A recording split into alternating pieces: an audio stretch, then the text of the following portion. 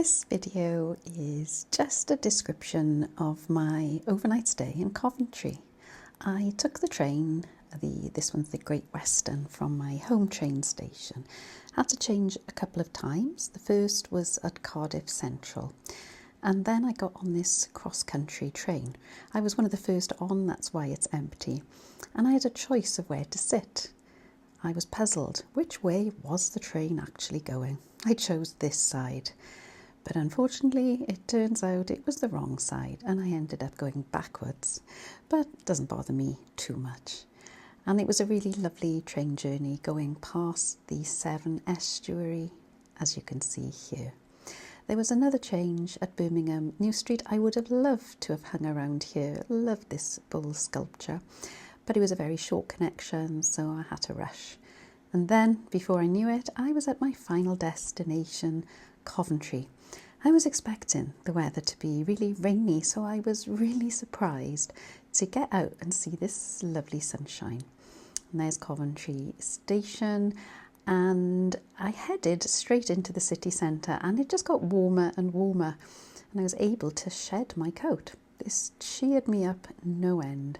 I was really excited to see the city centre. I'd heard a lot about how Coventry, after being devastated during the Blitz, Coventry rebuilt itself as a city of the future. The traffic put on a big ring road going around the city centre. Most of the city centre now being pedestrianised. A few streets have got buses in, but I did notice how quiet it was and peaceful.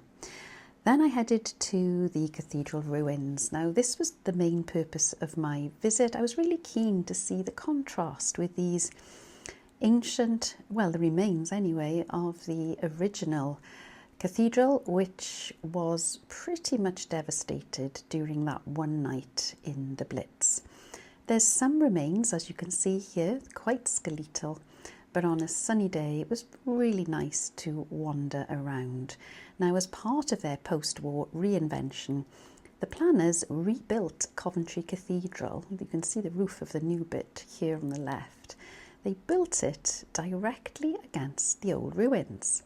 I was interested to see that this spire is from the original cathedral, and during the bombing it was left virtually unscathed. On the altar here, the cross is made of timbers. It's a reproduction. The original is inside the new cathedral.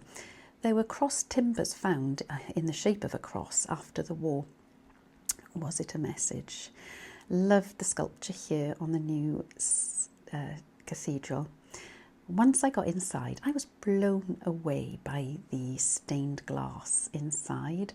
Such a modernist building and just really, really stunning. I loved the fact that the stone for this font was brought from Bethlehem, and just a lovely airy feeling, not your typical hush-hush stony cathedral at all. In fact, there's a sign outside the cathedral telling everybody how they welcome everyone, however religious or not you may be, including children. You don't have to keep children quiet in here, and they even allow dogs. How amazing is that? I really loved the design inside here. Reminded me of the ornaments my parents had, the 1960s sort of wood and gold objects. That, well, I don't know, what is it, a flower plant next to the altar, or next to this lectern anyway. And above the choir stalls, these wooden sculptures, very much like these wooden deers my parents had on the mantelpiece in the 60s. There's the altar down there with a big tapestry over the top. So, and more stained glass panels. Really loved the cathedral, and it was done in a spirit of peace and reconciliation. And then outside you can see the contrast between the ruins and then right next door this modernist cathedral. A few steps away from the cathedral, and this strange looking building on the right, is my hotel for the night. Talk about brutalist architecture. This is the Britannia Hotel. It opened in 1973 and must have been pretty grand in its day. It's looking a little bit sad and tired now. It's now a Britannia. I booked it because of its central location, but another happy thing about this hotel, it was £48 for the night, not including breakfast. I was a bit hesitant, wasn't sure what my room was going to be like, and some of the reviews were a little negative, but I thought it'd be worth a try.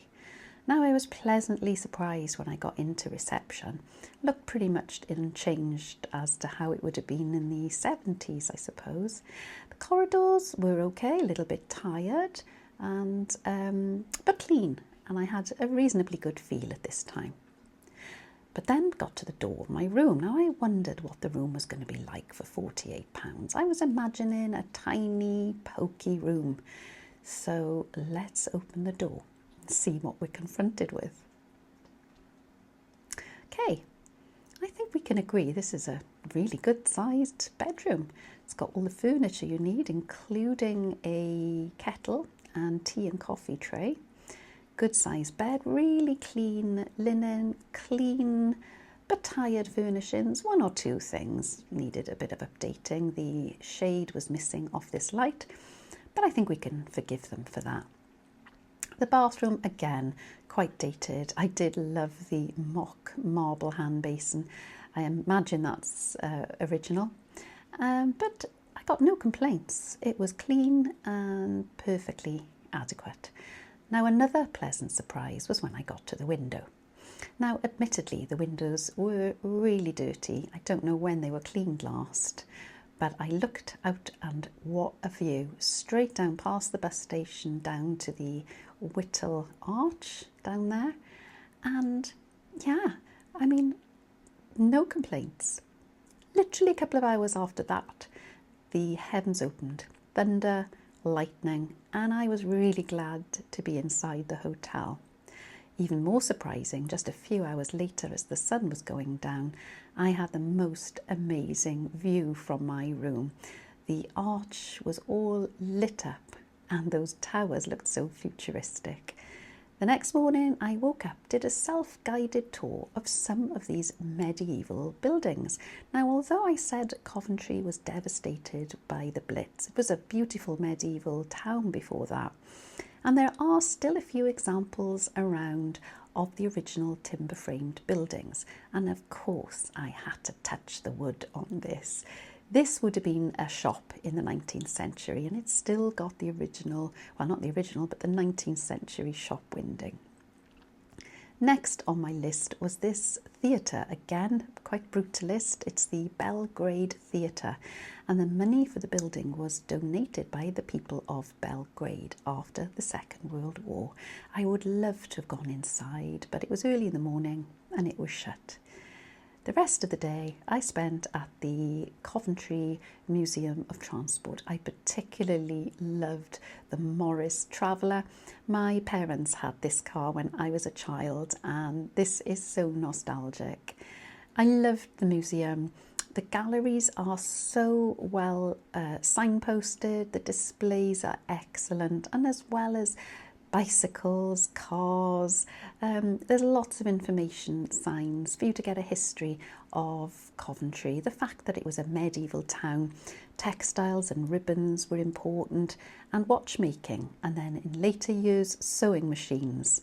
Then when the motor industry came, the craftspeople who'd been involved in those industries could put their hand towards making cars.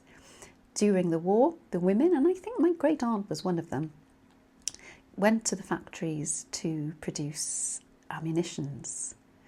If you're into classic cars, I would definitely recommend a visit here if you haven't been here.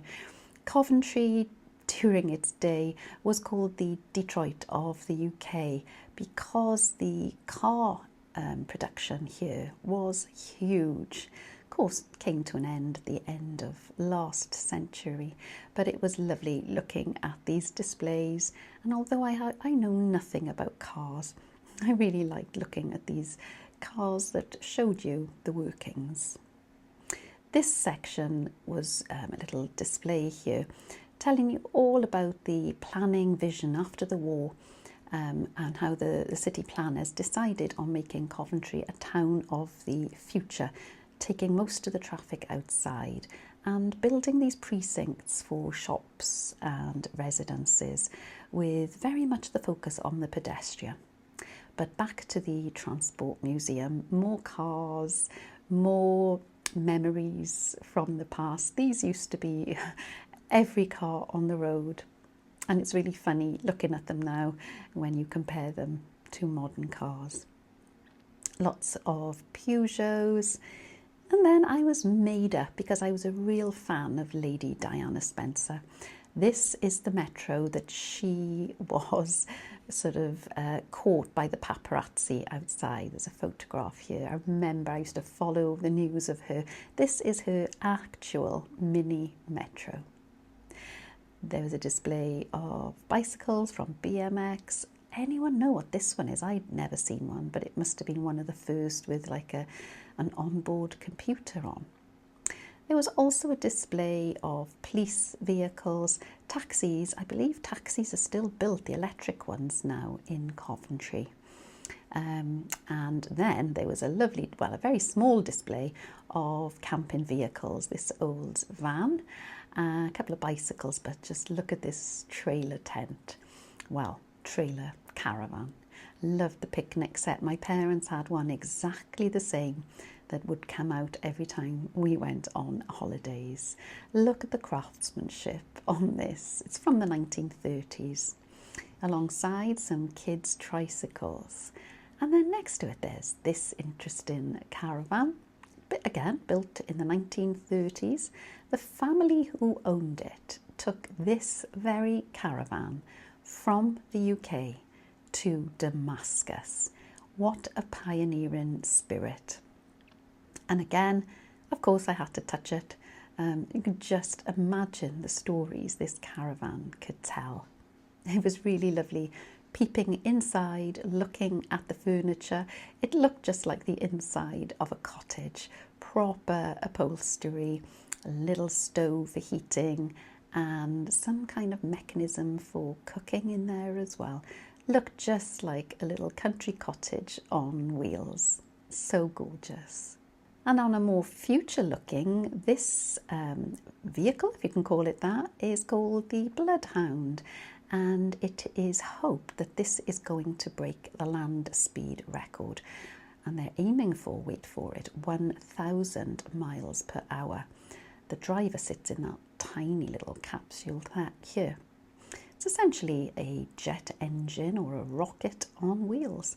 Looks pretty scary to me, but having seen it here, it's being stored here because they don't have enough funds to actually start the challenge yet. But I will be looking out for this because now I've seen it, quite interested to see it in action.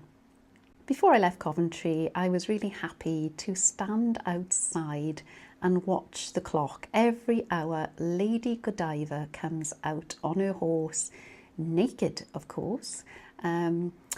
She comes, stops outside, and then the window above opens, and naughty peeping Tom peeps out and actually dares to look at her.